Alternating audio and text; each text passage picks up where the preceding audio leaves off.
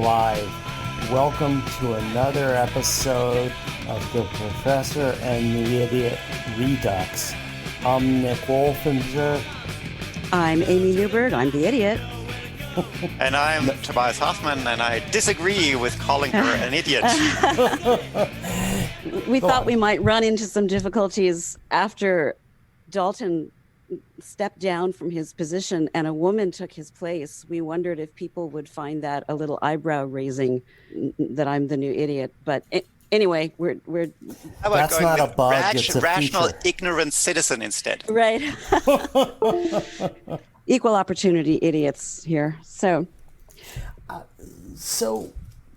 Tell us about yourself, Tobias. Where are you from? How'd you come to the University of Utah?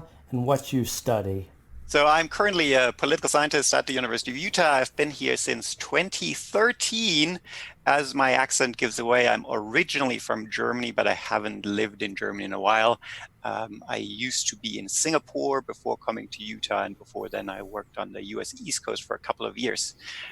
How did I come to the University of Utah? Well, it's actually a kind of a long and funny story, and I don't know whether I need to go into any detail, but as most academics, I was looking for a job. I applied for a job. I got invited to a job interview.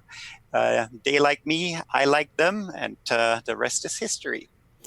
Where did you go to school? So undergrads, or all my degrees are from German universities. So I did my undergrads at something called the University of Constance at Lake Constance in southwest Germany on the border with Switzerland and Austria. And then my PhD is from the Free University of Berlin in Berlin, Germany's capital. That's a really good school. I guess. Yeah. It is definitely one of the best, or maybe the best political science university in Germany. what made you interested in political science? I guess my interest in political science started really kind of when I was young. I've always been interested in all things political science. And then I guess at the end of high school, I just had to decide what to enroll in, and somehow political science, it was it. And again, the rest is history. I enjoyed my undergrads. I enjoyed my graduate studies. And kind of over time, it just became clear that pursuing a career in academia would be the thing for me. Did you have to write a habilitation? No, thank goodness.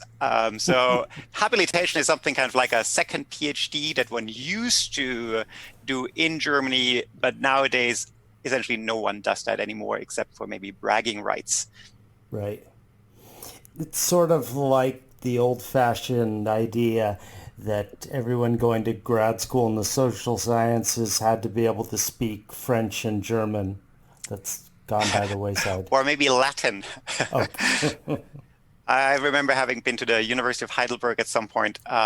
There one could, until fairly recently, I think, submit one's PhD thesis in Latin if one wanted to. Of course, there would be no one able to read it, but hey, if you wanted, you could.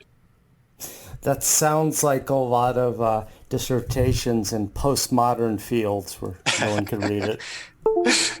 Or political science, for that matter. So we asked you specifically to join us because I, the idiot, found Again, rational, ignorant citizen. Well, that has so many syllables. Found myself thinking of things I know little about that I wanted to know more about. And one of them was the parliamentary system, having grown up with the system that I grew up with, which is largely a two-party system, although ostensibly more are allowed, but it never seems to work out that way.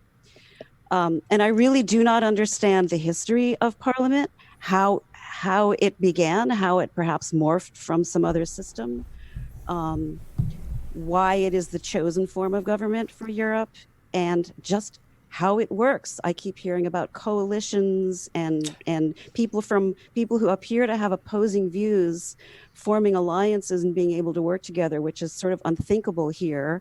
And all of that baffles me. So I'd like to start from square one and just understand the very basics. I guess we could start with what is Parliament? How, on a very basic level, does it work? Okay, so That is not one question, that's many questions, and there are kind of many dimensions or aspects to an answer. But I guess the first one is really just kind of what is a parliamentary system or parliamentary democracy in comparison, I guess, to what we have in the United States and for presidential democracy.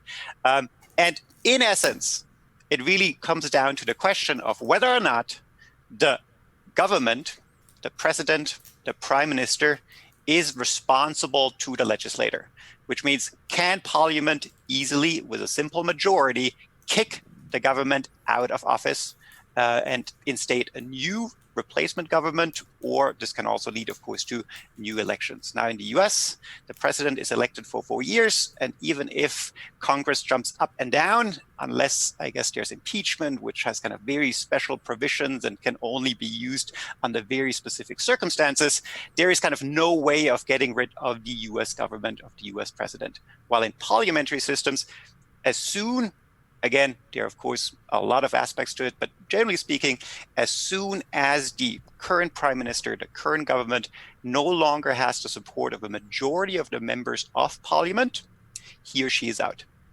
or can at least be kicked out through a vote of no confidence. So it's a majority of all members or just of his party? Oh, it has to be a majority of the members of parliament, kind of whether or not these are from his or her own party or from the opposition or so on, that typically does not matter as much. But the rules for kind of a vote of no confidence and whether or not it's such a kind of, those rules are even in the Constitution varies from country to country. So in some, it really is as soon as you have a majority of people dissatisfied with the current government, they can hold such a vote of no confidence. In other countries, like for instance Germany or Spain, Israel, I think, you have to have a so-called constructive vote of no confidence. So not only do people have to kind of agree on whom they don't like, but they have to at the same time also vote in a new government. So they also have to have a majority for a replacement, which is obviously a lot harder than just agreeing that the current government sucks. And this was how we got Theresa May. Is that correct? Because she was not voted into office by the people of the UK. Well, there was no vote of no confidence. It's simply that the previous prime minister decided to step down after the referendum. And then, yes, he or she was simply, or in this case, he was simply replaced by whomever in this case, again, the UK with pretty much a two-party system, whoever the largest party in government kind of supported, or again, if there was a bigger coalition, whoever that coalition would like to have as their new leader. Let me ask without the need for a new election. Let me ask the question the other way around. Under what conditions can the president or prime minister dissolve parliament? Again, that varies a lot from country to country. But for instance, if there is a vote of no confidence in some countries, that then means that, and if parliament cannot kind of come to an agreement on whom should replace the government that was just voted out, then, for instance, a president might have the right to step in and call for a new election. So that's kind of often one of the few cases where a president in a parliamentary system, so like the president of Germany, or I guess the equivalent would be the Queen of England, kind of presidents that typically only have symbolic powers actually have a decision to make on whether or not to call for new elections.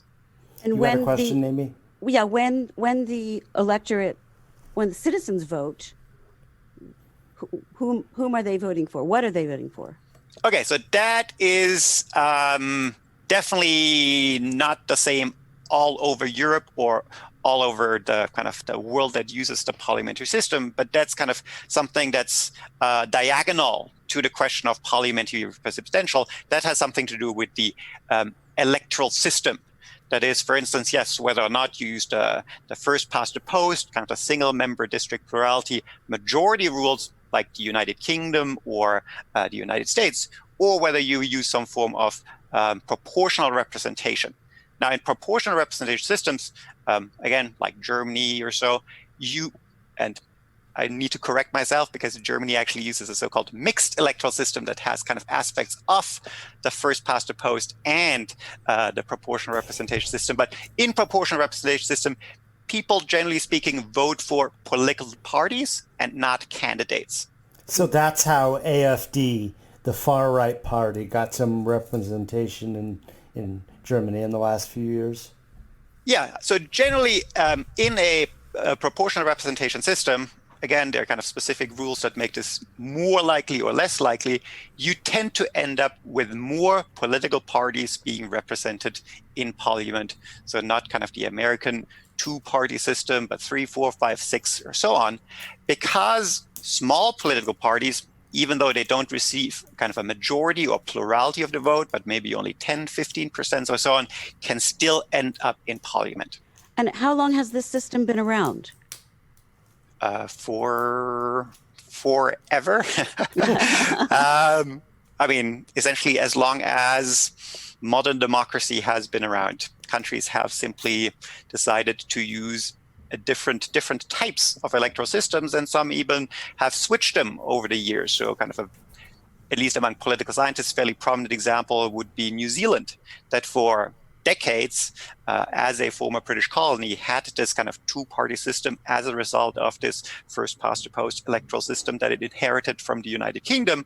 But then in the 1990s, it decided to, well, give another system a try, and decided to go with this mixed electoral system that Germany has been using for the last 70 years.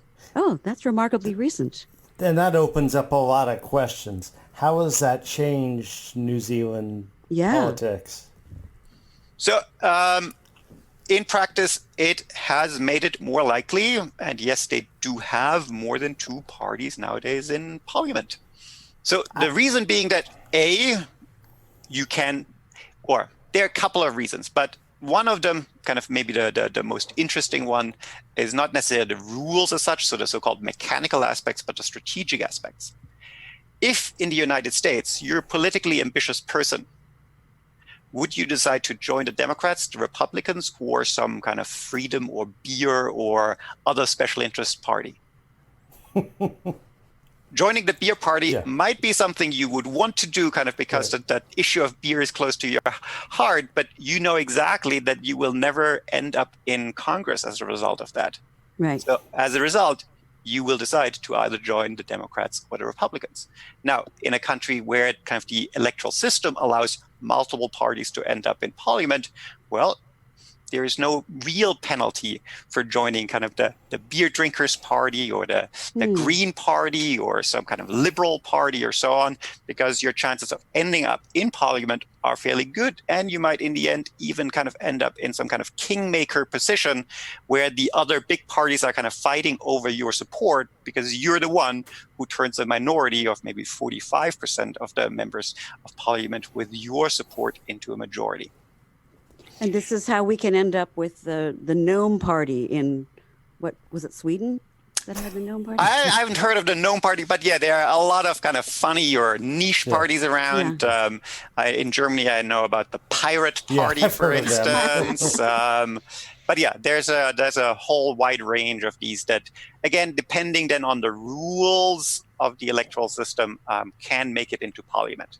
So some countries, for instance, I talk about the rules, I mentioned kind of the so-called mechanical aspects, impose some kind of minimum percentage of the vote that parties need to reach to end up in parliament. So they might need at least 5% of the support of the voters, or 10% of the support of the voters in Turkey, for instance. So parties that only receive kind of a handful, 3-4% or so on, might still not make it into parliament, even though kind of purely mathematically they could make it. Allow me to tell a brief, marginally related anecdote that's also amusing.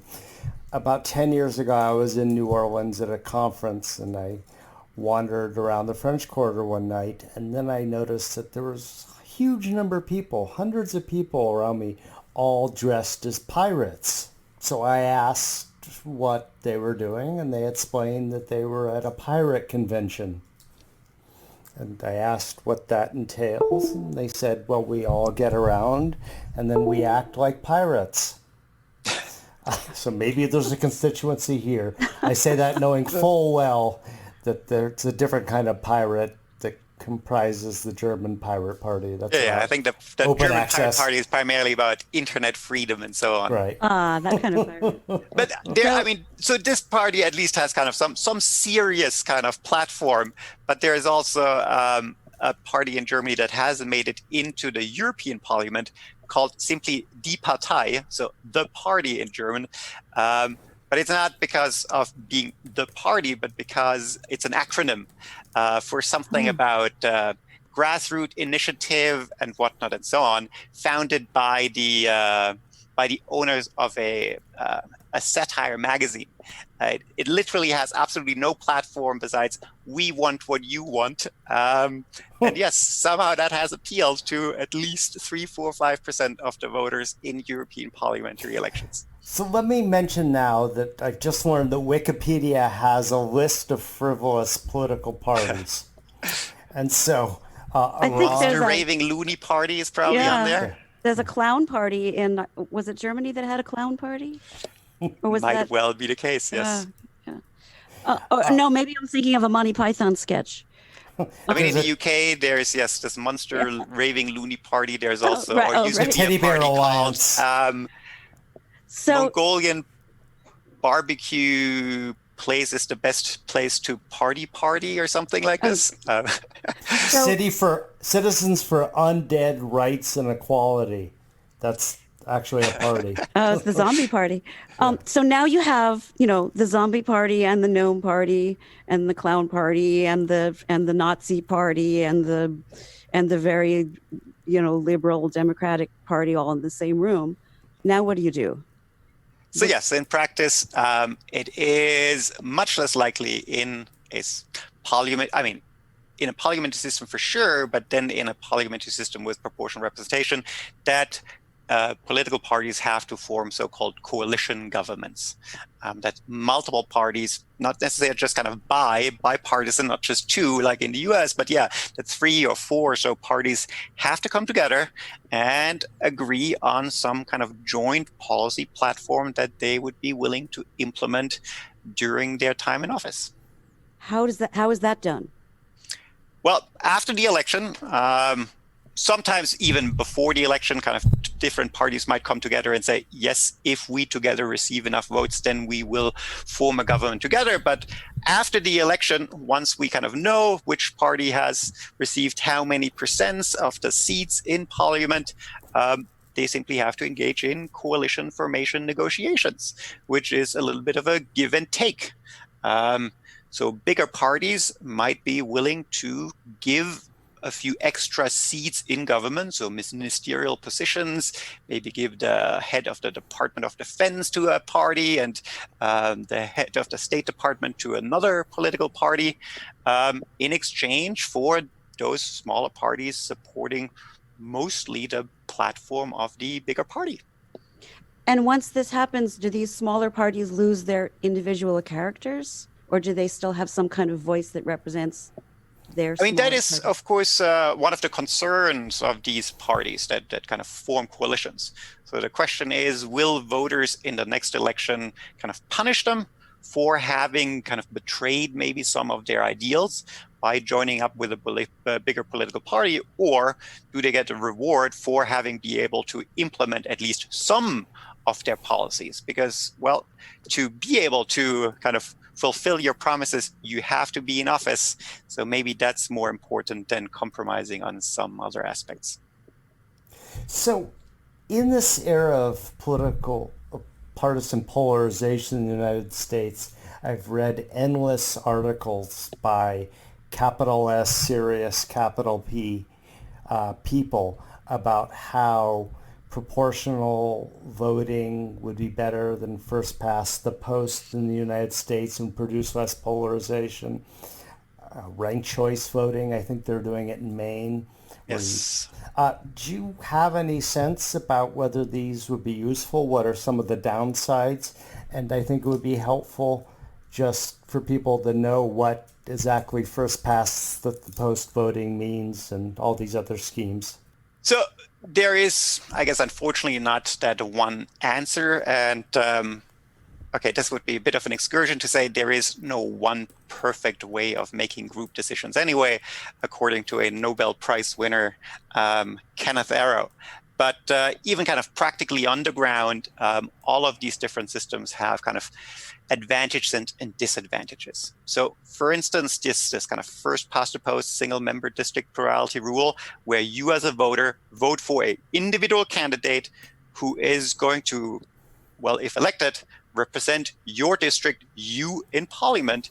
What that system produces is kind of high levels of accountability, at least in theory.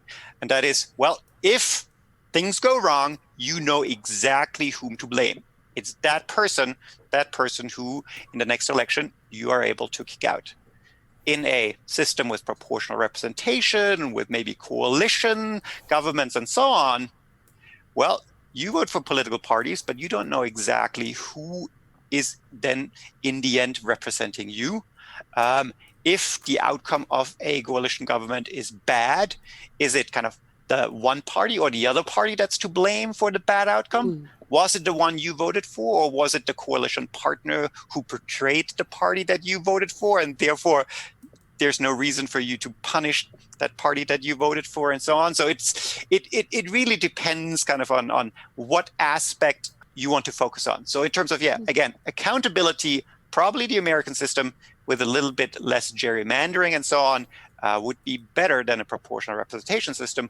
On the other hand, if you care, for instance, about the representation of minorities, if you care about the representation of kind of a wide view of policy stances in parliament, then of course, a system that produces a multi-party system is better than the first past the post single member district plurality rules, the majority, so-called majoritarian rules that exist in the US or the UK. So once Parliament gathers for a session, or whatever you might call it, how long does it generally take for these coalitions to form? And then can they sort of get on with their business, or is there a constant back and forthing of people changing their allegiances and figuring out where they belong? There is, again, a lot of variation there. In some cases, it's virtually instantaneous. So for instance, when the same parties that were in power prior to the election receive a majority again, why not just kind of continue with what you've done before? Or if a single party wins a majority again, then it's kind of instantaneous. On the other hand, if kind of complex coalition negotiations are necessary, it can take literally years. Countries like Belgium or Iraq haven't had a proper government in many, many years, simply because they were not able to come together and form a functioning government. So they had kind of so-called caretaker governments in the meantime, which might have actually done a fairly good job. But yes, in terms of a true proper government forming can be a tricky issue.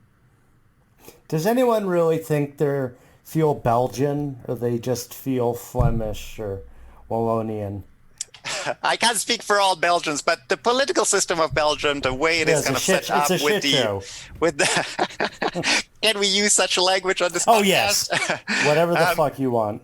But yeah, the kind of essentially it kind of it multiplies the types of issues, or the type of party system that exists in other European countries. So on the one hand, you have kind of this ideological dimension. So you might have a left and you have a right party, but in addition, you kind of have a Dutch and a Flemish speaking, or you have two parties on the left, a Dutch and a Flemish speaking separately, and a French speaking right. Sorry, I'm mixing this up. But yes, because of these kind of multiple dimensions that all are kind of politically activated, and you have kind of political parties form along these dimensions, yes, it's kind of chaos, and it's very difficult, I guess, to come into agreement. A while back, I was speaking at a conference in Antwerp, and my hosts, were academics, and I was sort of amazed when they were talking about the people from the French-speaking part as lazy and... So maybe we should take a strong stance in this podcast and suggest that Belgium should be dissolved. That's a joke. Well, this is let's segue from there into the European Union. Okay. Does the European Union have any influence over when that kind of thing happens? No. So, for instance, yeah, the electoral rules for national level elections are not affected by the European Union at all. So I guess the only elections that I can think of that indeed are influenced by the European Union are the elections for the European Parliament. So each member state in the European Union has to hold these European Parliament elections and then send delegates to the European Parliament. And there, the only kind of requirement that exists is that these elections need to be of the proportional representation type. But again, the details are left to the member states. And when it comes to kind of elections for the national parliament, national offices, or so on, no, there are no EU rules that would prescribe them to be one way or another. Except, okay, maybe, and that's maybe these days that is an important point to make. I guess all of us have heard about Hungary and Poland and so on, Right. being kind of on the path to less democracy. One of the requirements to being in the European Union is the rule of law and democracy. So it probably would not fly if a member state all of a sudden kind of turned into an authoritarian dictatorship without any elections or whatnot. But otherwise, in terms of whether or not you, use majoritarian system, proportional representation, whether you're of the parliamentary or the presidential type or so on, that is completely up to the individual member state and not affected by the European Can I stop Union. you there, Tobias? Sure. Hungary, Viktor Orban has suspended Parliament. Well, he said he's going to rule by decree in the face of coronavirus. So isn't that a dictatorship for all practical purposes? I guess at least if it prevails beyond the coronavirus, then we would be certainly in that territory. I guess it's a little bit of a gray area in times of crisis. Even kind of full-fledged democracies often engage in practices that might otherwise be considered questionable, but it's certainly not looking good. What will the EU do if it's democracy in form but not in substance? I mean, Vladimir Putin has a parliament, but So rules do exist where the European Union could suspend membership of a member state that, for instance, violates those basic principles of human rights, democracy, rule of law, and so on. At the moment, I guess the problem there is that the other members have to have take a united stance. And at the moment, having kind of two bad apples in the European Union means that Poland could prevent a vote against Hungary, and Hungary could prevent a vote against Poland. But in theory, at least, or if you look at the rules, membership could be suspended. So if gradually the European countries become more and more dictator-oriented, the whole idea of the European Union could fail. If it did, yes, I guess this could be an outcome. But I guess I'm an optimist at heart. Yeah. And while, yes, I think Hungary does not look very good. In the Polish case, I'm semi-optimistic that kind of change is only one election away. Yeah. yeah, Poland doesn't look as bad. So the European Union has it sounds like, other than you're a democracy or you aren't a democracy, the European Union doesn't have any influence over how the governments, how each parliamentary system is run. There's not some sort of unified way that they're supposed to do it. Exactly. So what would you say are the most important changes that have happened to European government in general since the European Union came into effect? So the European Union, again, has not affected kind of how the political systems of the member states work, at least not explicitly. Yes, there are kind of processes maybe of Europeanization where countries have changed a little bit so as to maybe make it easier to interact with the European Union and the other EU member states and so on. Finance and exactly, the big differences are in specific policy areas. So, I mean, historically, kind of the most prominent example would be, for instance, the area of trade, where individual European Union member states simply no longer have the authority to make their own trade policy. That's now all decided in Brussels by the European Union, kind of something that I think Donald Trump had a hard time to understand when he, I think, insisted initially that he wanted to have a bilateral trade deal with Germany. And Angela Merkel had to repeatedly tell him that maybe she would like to do this, but she simply cannot because all things trade are dealt with by the European Union. Or the, I guess, maybe nowadays more prominent example would, of course, be the monetary policy, at least for those countries that have adopted the euro, where, yes, those Eurozone member states no longer have their own currencies, no longer the ability to set their own interest rates and so on, all of that being done by the European Union or by the European Central Bank. There are some countries, we're off on a financial tangent. There are some countries in the Union that still have their own currency. Yes, there are. So Sweden, for instance. And Poland, I think. Yes, some of these Eastern European countries.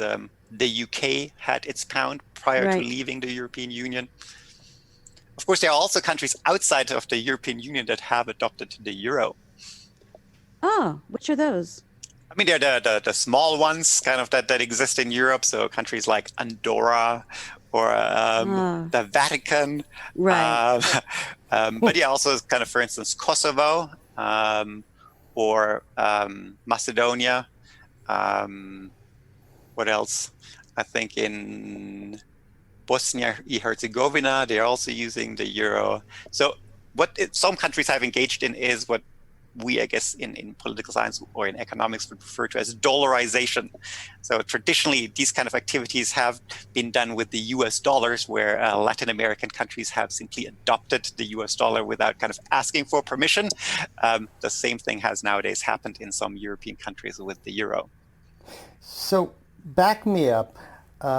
I remember about 20 years ago, I missed a Trivial Pursuit question because I insisted that San Marino and Liechtenstein were not actually countries, that they were principalities, or in the case of Liechtenstein, a Grand Duchy.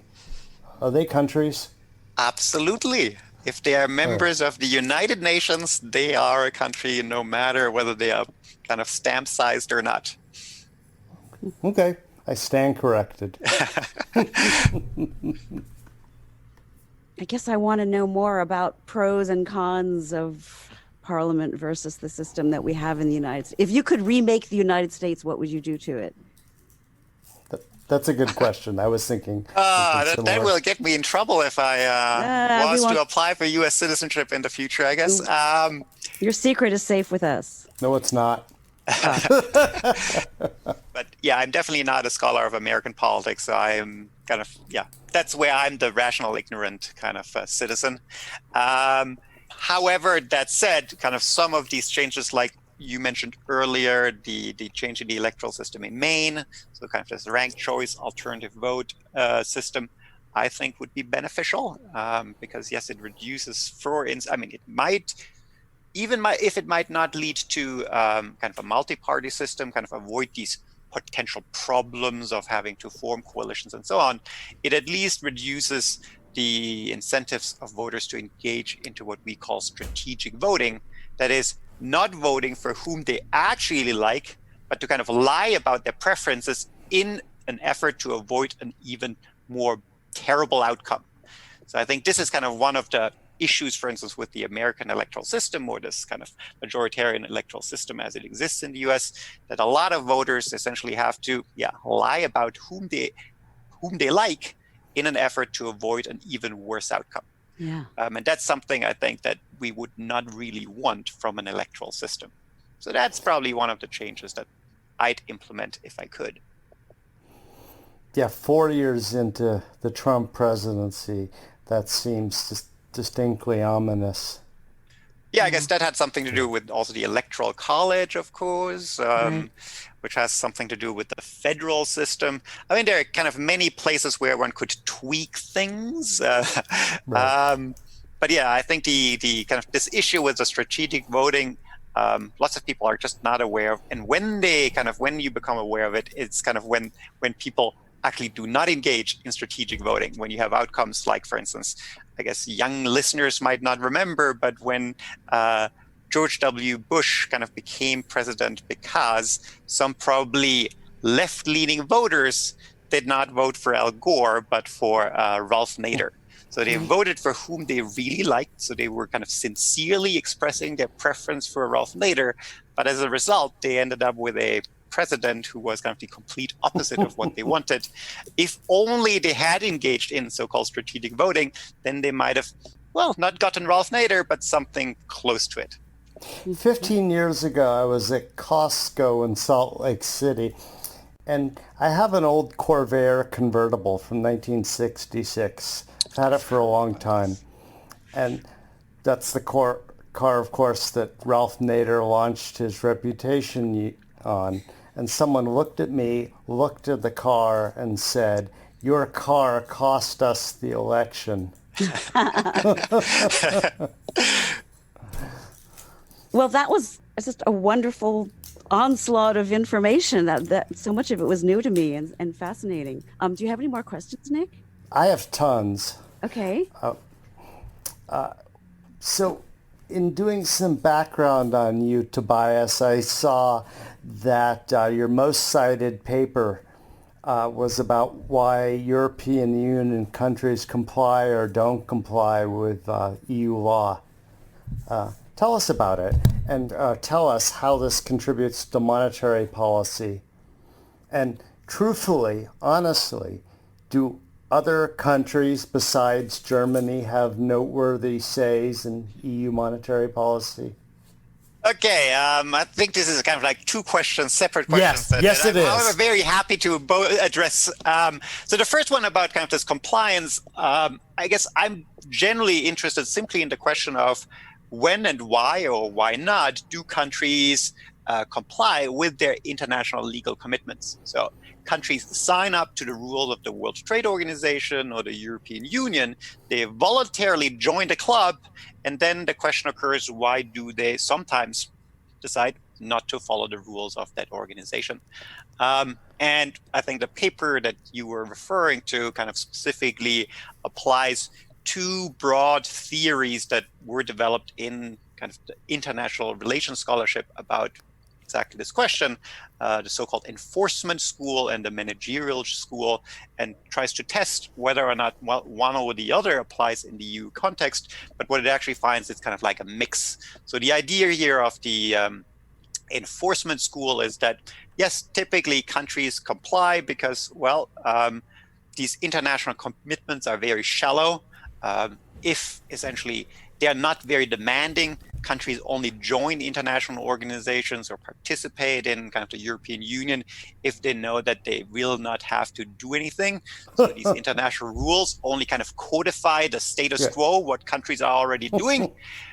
But if that's not the case, then you really, really need a big stick, and the European Union has to come around with kind of fines, as it occasionally does, naming and shaming and all sorts of kind of enforcement tools to make countries change their illegal practices. Or in the World Trade Organization, that would be kind of allowing other countries to suspend concessions, so impose tariffs in retaliation. On the other hand, kind of this managerial school says, yes, countries kind of want to comply, they want to change their practices, but they might be simply lacking the financial resources, they might be lacking the know-how, or a financial crisis happened that simply prevents them from doing the right thing. So in that case, kind of running with a big stick and imposing fines is probably counterproductive. What you actually want is you want to provide resources, you want to build countries' capacity to implement the rules that they are supposed to implement. So kind of very kind of different arguments about what is causing non-compliance in the first place, but then also very different implications of how to deal with it and what to do about it. And in this particular paper, I guess we find that there are aspects to both of those. So on the one hand, kind of big EU member states probably have, rightfully so, the feeling that they kind of can get away with violations, so they are more kind of likely to violate based on this. I don't care what you want. On the other hand, there's also that especially kind of small countries that would otherwise be willing to comply might occasionally lack the financial resources to make it happen. So that's kind of like the short maybe version of this paper. Right. The question about the kind of monetary policy in the EU and whether it's dominated by Germany, I guess it really depends on whom you ask, whether you ask, I don't know, let's say Greek voters or German voters. Historically, it might actually be the case, or a lot of people have kind of lobbied for the introduction of the euro, of kind of creating a European monetary policy in an effort to reduce German influence. Because prior to the euro, kind of de facto decisions were made by the German Fed, so the Deutsche Bundesbank, the German Fed equivalent. And everyone had to kind of follow that lead. And then it was replaced by the European Central Bank, where all member states of the European Union have a say in. So there's even this anecdote, and again, whether it's true or not, I do not know, that the French president, François Mitterrand, only agreed to German reunification in 1990 under the condition that Germany would be willing to give up its Deutschmark, its own currency, and join the Euro club. So at least he believes that creating a euro would actually strengthen French and other countries' influence on monetary policy in Europe. I remain a Euro skeptic. Not an EU skeptic, of course, but a Euro skeptic, just on the grounds that economic conditions across the Union vary so widely, and countries can't get out of debt problems by inflating their currency. It just seems, are we due for just an endless series of Greases as we had a few years ago? Yeah, there are obviously pros and cons. I mean, one of the major pros and probably reasons for introducing the euro was that it removes barriers to trade. It kind of makes it easier for that single European market, that market without border, to function properly.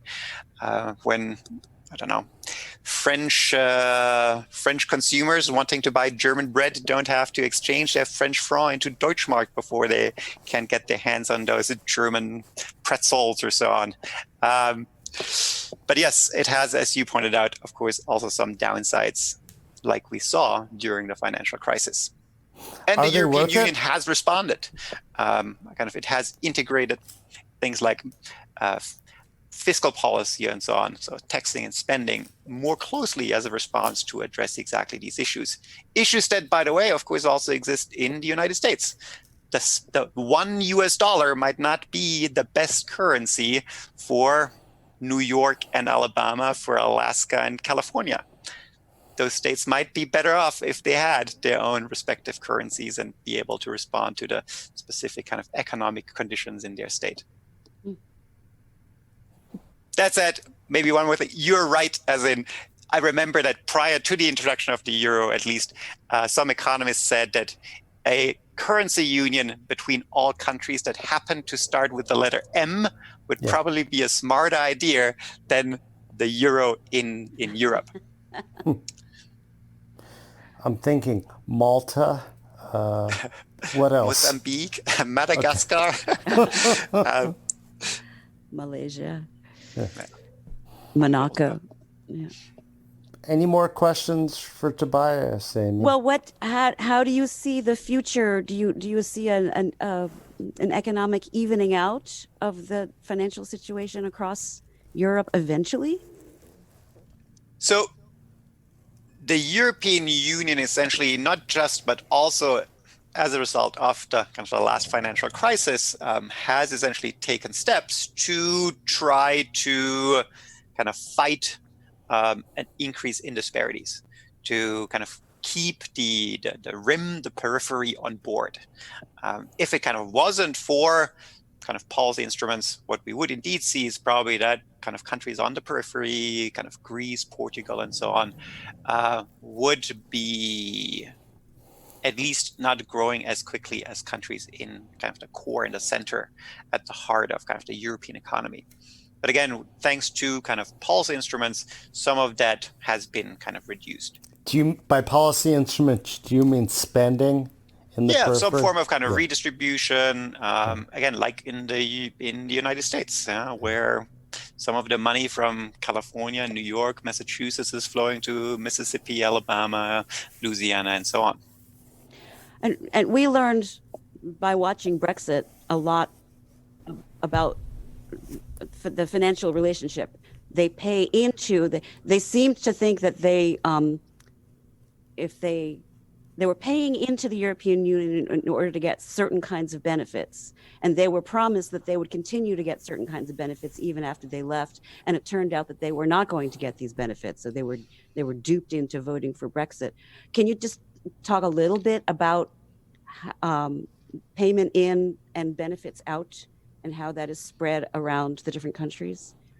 So yes, they are kind of net contributors and net recipients of money. So kind of very broadly speaking, kind of parts of the European equivalent of a sales tax goes to the European Union. Some bigger, richer countries kind of make a bigger contribution, and then that money is used for all sorts of EU activities, for regional and cohesion funds to help farmers, etc., to fund science.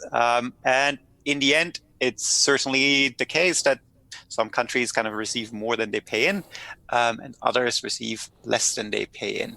And the United Kingdom actually had a fairly good deal that was negotiated by Margaret Thatcher. So they were a net contributor, but if it hadn't been kind of for the EU already kind of banding backward to accommodate the United Kingdom in the past, the UK would have been an even bigger contributor to the European Union. But of course, the benefits of EU membership are not just about the kind of the money that you get from Brussels.